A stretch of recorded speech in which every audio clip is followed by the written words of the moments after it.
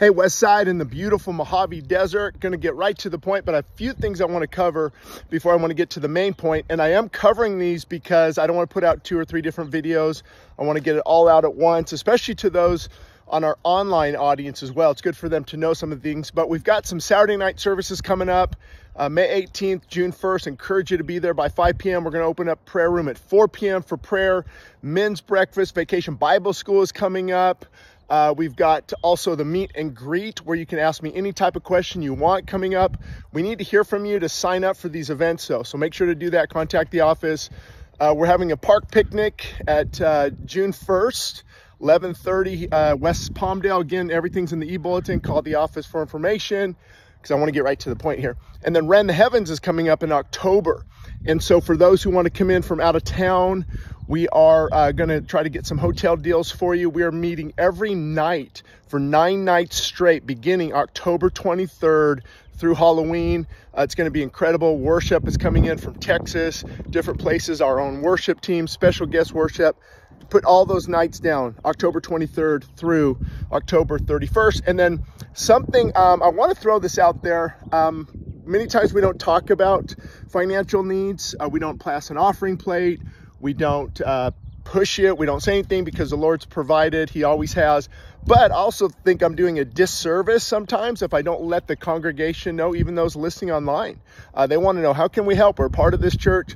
And so we got some bids in. The fire sprinklers to replace all the fire sprinklers in the building is over $100,000. My jaw dropped. So if you feel led, PayPal and all that's great, but they take a percentage. If it's a significant gift, myself and Morgan, we're going to give to this as well. Just contact the office. I can put the number in the description of this video, maybe some other pertinent information. Let us know, hey, we'd like to put to this this huge need in the body to replace all the fire sprinklers. They're about 30 years old.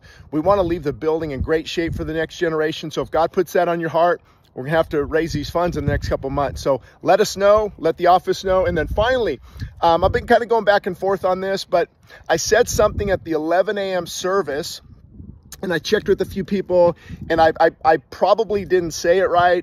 I think some people were discouraged. And so I want to apologize for that. Not necessarily what I said, but how I said it. And there's a time and place for things. So let me unpack this for a minute. I might even put the video in the description as well. To right around the 33-minute mark. Madeline opened up and it was incredible what she said. So much positive feedback. And then I feel I kind of messed it up. I maybe drilled the point home too much.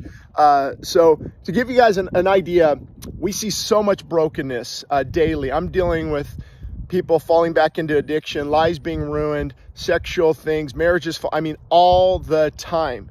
And because of that, our zeal to get people into morning worship at 6 a.m., our zeal to get people in the prayer room, our zeal to get people at church early, to get them worshiping, to get the altar. Sometimes that zeal comes across as being pushy and like overbearing, and we've heard it enough.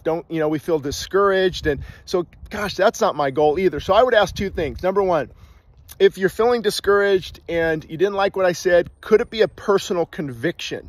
Number 1, I didn't like what he said. I'm just convicted about that. Number 2, I did not say it in the right tone and in the right way. Maybe I didn't even need to say anything. I don't recall exactly what I said, but sometimes the 11 a.m. service, we can kind of feel there's a huge difference. It just seems like spiritual deadness more so.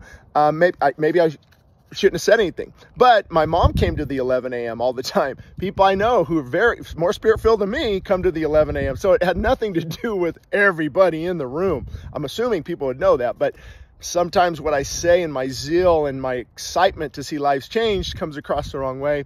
My mom also never, ever, ever, not even once came to 6 a.m. worship. And so she would say, son, you got to keep pressing that. You got to keep pushing people. You got to keep motivating people to get there. That's life-changing. And so I would maybe do that too much and make that too much of a big deal. And others, and I don't think they'll mind me saying, Phil and Carrie have told me, no, you got to keep saying it. You got to keep pushing us. But then others feel like, man, it's too much, man. And they're like, okay, I can learn and grow from that. I apologize, if it's been too much, too overbearing. But when we see the lives that are changed and we see the brokenness in our society, and that's the answer, this is the hope for California, a call to fall. There is no other hope. So it's almost like that pleading, you know, get to the altar, get to 6 a.m. worship. We'll give you a gas card if it's gas. Come here hungry for more of God. Come worshiping and get your hands lifted up even when you don't feel like it. So sometimes, though, that can come across, especially with the type A personality, you know, overbearing. And I think, you know, after I was like, Madeline, I should have just left it with what she said, which was beautiful. And again, you can probably find that at 33 minutes on the live stream link. I'll try to remember to put in the description.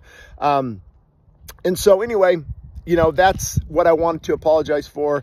If you guys are feeling discouraged, man, beat up by that, that's not my goal. That's not my intent. So I will definitely back off unless, of course, God prompts me. And that's the thing. I don't know if that was a God idea, a good idea. And we can't always hide behind. This might be good for some of you zeal people.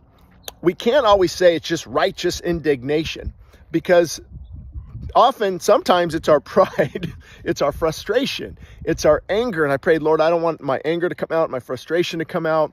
And sometimes it does. And so anyway, the 11 a.m. service had a kind of a strong rebuke. The irony is I asked somebody who thought it would be strong, and they said, oh no, it was great, we need to hear that. But others, you know, so I'm open for constructive criticism by those who truly love the church and it's not coming from a critical heart. So anyway, love to see you guys on Mother's Day. Park out in the field if you can. Parking might be challenging. Wednesdays have been incredible. You know, put these Saturday services down.